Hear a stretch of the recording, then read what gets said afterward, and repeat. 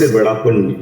दोस्तों, अक्सर भगवान के सभी भक्तों के मन में इस बात को लेकर उत्सुकता बनी रहती है कि उनकी भक्ति से भगवान कितने प्रसन्न हुए या हुए भी कि नहीं।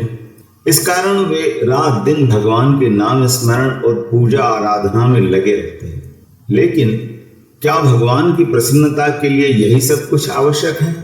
क्या भगवान किसी ऐसे व्यक्ति से भी प्रसन्न होते हैं जो शायद ही कभी उनका नाम स्मरण करता हो या पूजा आराधना करता हो अथवा कभी मंदिर और तीर्थ को जाता हो? दोस्तों, आज हम आपको इसी विषय से जुड़ी एक कहानी सुनाने जा रहे हैं जिसका शीर्षक है सबसे बड़ा पुण्य। हमें पूर्ण विश्वास है कि इस कहानी को सुनने के बाद आपको यह बात स्पष्ट हो जाएगी। तो बने रहिए हमारे साथ इस वीडियो के अंत तक। चलिए शुरू करते हैं कहानी सबसे बड़ा पुण्य। दोस्तों, किसी समय विराट प्रांत में एक बहुत प्रतापी राजा थे। वे बड़े प्रजाप्रिय और प्रजापालक थे। हमेशा अपने राज्य की प्रजा के हित में प्रयत्नशील रहा करते थे। राज्य के कार्यों में वे इतने तल्लीन रहते थे कि उन्हें अपने सुख या ऐशो आराम की कभी परवाह नहीं रही। वे सब कुछ छोड़कर सारा समय जन कल्याण में ही लगे रहते थे। यहाँ तक कि उन्हें स्वयं भगवान की पूजा आराधना के लिए समय नहीं मिलता था। एक बार की बात है, जब सुबह सुबह राजा वन की तरफ भ्रमण के लिए जा रहे थे। रास्ते में उन्हें एक संत महात्मा मिले। संत के हाथ में एक पुस्तक थी। संत के दर्शन होने पर राजा ने उन्हें प्रणाम किया और अपनी उत्सुकता शांत करने के लिए संत से पूछ ही लिया, हे देव, आपके हाथ में यह कौन सी पुस्तक है?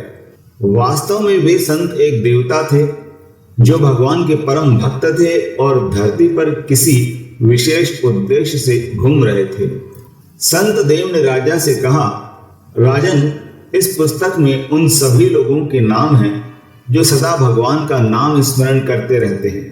राजा को यह बात अच्छी तरह मालूम थी कि वे शायद ही कभी भगवान का नाम स्मरण करते हैं या पूजा आराधना करते हैं अथवा कभी मंदिर और तीर्थ को गए हैं। इसलिए राजा ने निराशा भरे भाव से कहा, हे देव, क्या आप मुझे इस पुस्तक में देखकर बता सकते हैं कि इसमें मेरा नाम है या नहीं? संत देव ने पुस्तक के सभी पृष्ठ पलट डाले पर उन्हें कहीं भी राजा का नाम नहीं मिला। राजा संतदेव के चेहरे के भाव देखकर समझ गए कि पुस्तक में उनका नाम नहीं है। इसलिए राजा ने संतदेव से कहा, हे देव, आप चिंतित न हो। यदि इस पुस्तक में मेरा नाम नहीं है तो इसका कारण मैं ही हूं। वास्तव में ये मेरा दुर्भाग्य है कि मैं भगवान की पूजा आराधना के लिए समय ही नहीं निकाल पाता। शायद इसीलिए मेरा नाम इस पुस्तक में नहीं है। संत देव से मिलने के बाद राजा के मन में ग्लानि अवश्य पैदा हो गई, लेकिन फिर भी वे इस घटना को भूलकर पुनः सेवा और परोपकार की भावना के साथ प्रजा की भलाई में लग गए। संयोगवश कुछ माह बाद राजा एक बार फिर प्रातःकालीन सैर पर वन की तरफ जा रहे थे तो उन्हें वही संत दोबारा रास्ते में मिल गए और इस बार भी उनके हाथ में एक पुस्तक थी, किंतु यह पुस्तक उस पहले वाली पुस्तक से काफी छोटी थी। राजा ने संतदेव को प्रणाम करते हुए पूछा, हे देव, आज आपके हाथ में यह कौन सी पुस्तक है? संत देव ने कहा, राजन, इस पुस्तक में उन लोगों के नाम लिखे हैं जो भगवान के अत्यंत प्रिय हैं और जिन्हें स्वयं भगवान स्मरण करते रहते हैं। राजा ने मन ही मन सोचा, कितने भाग्यशाली होते होंगे ऐसे लोग जिन्हें स्वयं भगवान स्मरण करते रहते हैं। शायद वे दिन रात भगवत भजन में लगे रहते होंगे। फिर भी राजा ने जिज्ञासावश पूछ ही लिया, हे देव, क्या इस पुस्तक में कोई मेरे राज्य का व्यक्ति भी है?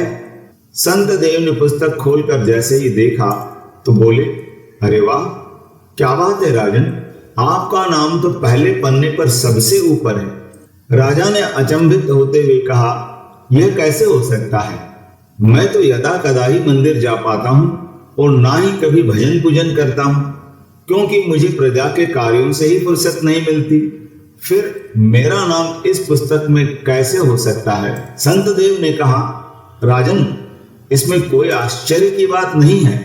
जो लोग निष्काम होकर अपने कर्तव्य का पालन करते हैं, सदैव परोपकार के कामों में लगे रहते हैं, संसार की सेवा करते हैं, संसार के उपकार में अपना जीवन लगा देते हैं, जिन्हें अपनी मुक्ति का भी लोभ नहीं, और जो लोग ईश्वर की निर्बल संतानों की सेवा सहायता में अपना योगदान देते हैं, ऐसे महान त्यागी महापुरुषों का भजन स्वयं भगवान करते हैं। राजन, इस बात से कोई अंतर नहीं कि आप जैसे लोग पूजा पाठ नहीं करते।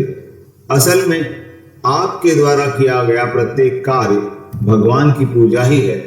भगवान स्वयं परोपकार और निस्वार्थ लोक सेवा को किसी भी उपासना से बढ़कर मानते हैं। संतदेव ने वेदों का उदाहरण देते हुए कहा, कर्म करते हुए 100 वर्ष जीने की इच्छा करो तो कर्म बंधन में लिप्त हो जाओगे। राजन, भगवान तो परम दयालु हैं। उन्हें किसी के द्वारा की गई खुशामद अच्छी नहीं लगती, बल्कि वे तो सत्य आचरण और परोपकार से प्रसन्न होते हैं, और यही तो ईश्वर की सच्ची परम भक्ति है। राजा को आज संतदेव के वचनों से इतने बड़े ज्ञान की प्राप्ति हो चुकी थी। अब राजा को भी समझ में आ गया था कि परोपकार से बड़ा कुछ भी नहीं है, और जो परोपकार करते हैं वही भगवान के सबसे प्रिय होते हैं।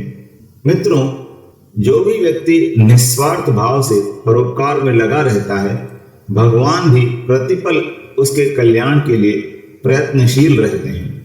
हमारे पूर्वजों का भी यही कहना रहा है कि परोपकाराय पुण्याय भवति, अर्थात दूसरों के लिए जीना, दूसरों की सेवा को ही पूजा समझकर कर्म करना, परोपकार के लिए अपने जीवन को सार्थक बनाना, यही सबसे बड़ा पुण्य है। और जब हम ऐसा करते हैं तो स्वतः ही ईश्वर के प्रिय भक्तों में शामिल हो जाते हैं। दोस्तों, हमें उम्मीद है आपको यह कहानी अवश्य पसंद आई होगी। यदि आपको यह कहानी अच्छी लगी हो तो कृपया वीडियो को लाइक करें और अपने मित्रों और परिवार के अन्य सदस्यों के साथ शेयर करें। अपने सुझाव और कमेंट्स हमें कमेंट बॉक्स के माध्यम से अवश्य भेजें। हम यथासंभव आपके सभी कमेंट्स का उत्तर अवश्य देंगे। ऐसी ही मजेदार और रोचक जानकारियों से भरपूर आध्यात्मिक प्रेरणात्मक वीडियोस के लिए हमारे चैनल नया सवेरा को अवश्य सब्सक्राइब करें और बेल आइकन ऑल पर अवश्य प्रेस करें, ताकि आपको हमारे सभी नए नए वीडियोस के नोटिफिकेशन तुरंत प्राप्त होते रहें। धन्यवाद।